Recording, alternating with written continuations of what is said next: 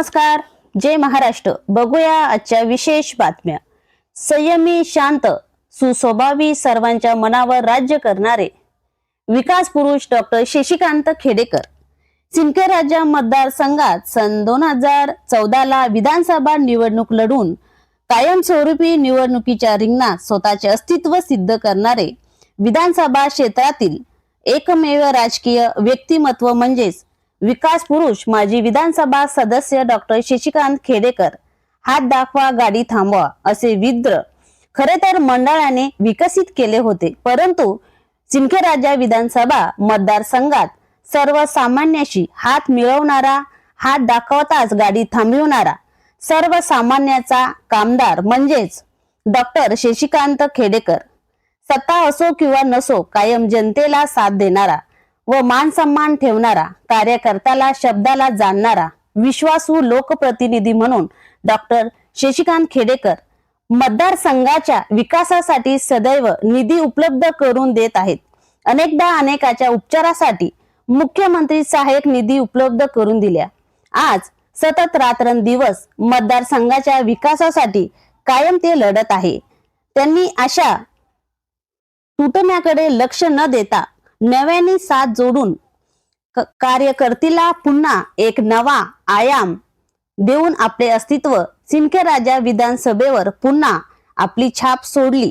येणाऱ्या साखरखेडा जिल्हा परिषद सर्कल मधून शिवसेना तर्फे डॉक्टर भाग्यश्री खेडेकर यांना निवडणुकीच्या मैदानात उतरणार आहे।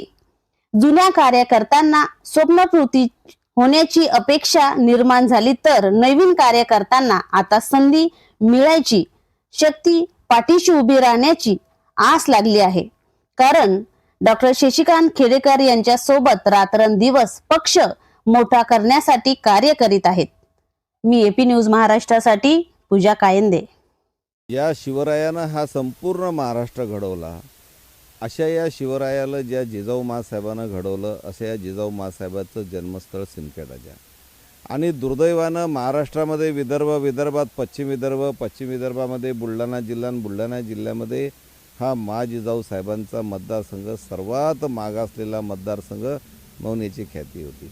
हा जिजाऊ माँसाहेबांचा मतदारसंघ म्हणून संबंध महाराष्ट्रामध्ये नाही देशामध्ये ओळखला जातो। आणि म्हणून अनेक वर्षापासून हा मतदारसंघ विकासापासून वंचित राहिला। मला 2014च्या विधानसभेमध्ये मला एक संधी मिळाल्यानंतर या मतदारसंघाच्या विकासाच्या दृष्टिकोनातून मी त्या ठिकाणी नियोजन केलं।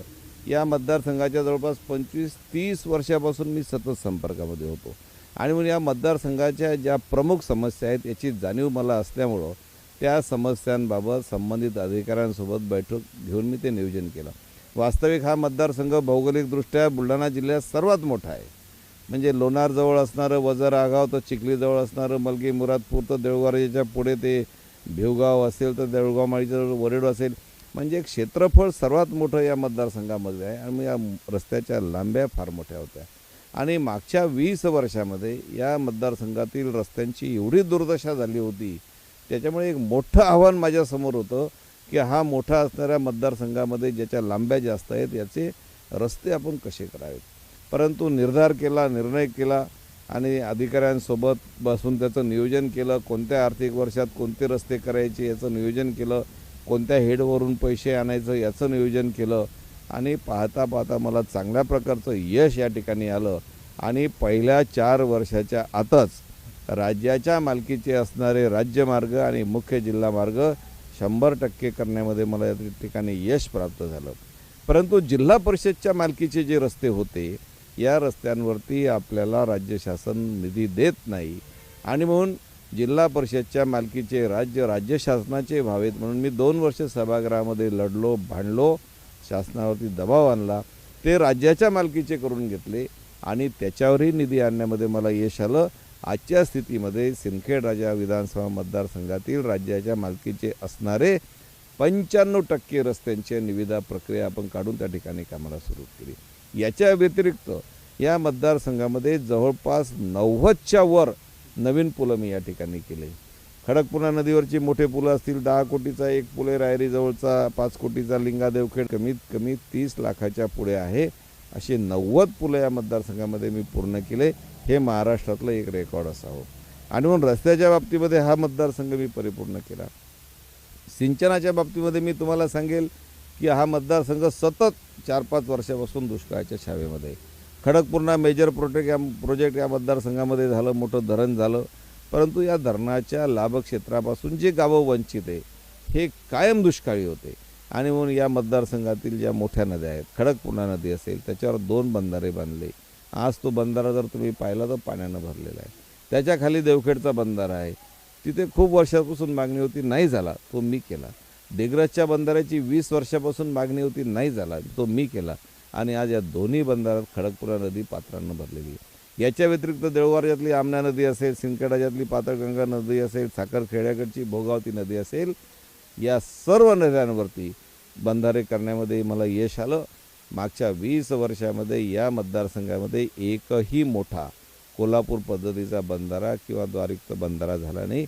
मी 68 बंधारे मंजूर केले, त्याच्या निविदा झाल्या, कामाला सुरुवात झाली. 86,95,00,00,000 किमतीचे बंधारे या मतदारसंघामध्ये केले.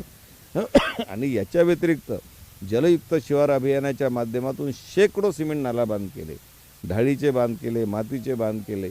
आणि म्हणून मला पूर्ण विश्वास आहे की आज या मतदारसंघ सुजलाम सुफलाम करण्याच्या दृष्टीनं या मतदारसंघामध्ये पडलेला प्रत्येक पावसाचा थेंब या मतदारसंघाच्या बाहेर जाऊ देणार नाही, हा जो मी निर्धार केला होता त्याच्यामध्ये मला फार मोठं यश प्राप्त झालं. आणि म्हणून भविष्यामध्ये सिंचनाच्या बाबतीमध्ये हा मतदारसंघ सुजलाम सुफलाम झाल्याशिवाय राहणार नाही.